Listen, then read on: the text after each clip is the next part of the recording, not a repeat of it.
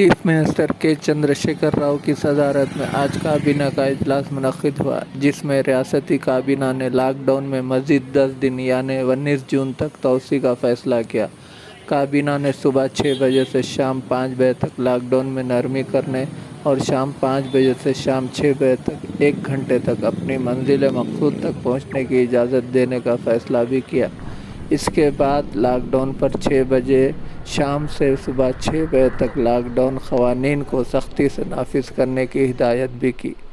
اس کے علاوہ کابینہ نے ریاست کے 7 اسمبلی حلقوں نلگنڈا، مریالگوڑا، ناگرجنا ساگر، دیورکنڈا، منوگوڑا، ستوپلی، موتھیرا میں لاک ڈاؤن کا درجہ برقرار رکھنے کا فیصلہ کیا ہے، جہاں کورونا مکمل طور پر قابو سے باہر ہے۔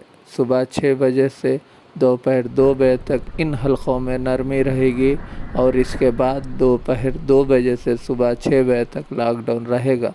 واضح رہے کہ 9 جون کو ریاست میں نافذ العمل لاک ڈاؤن ختم ہونے والا ہے۔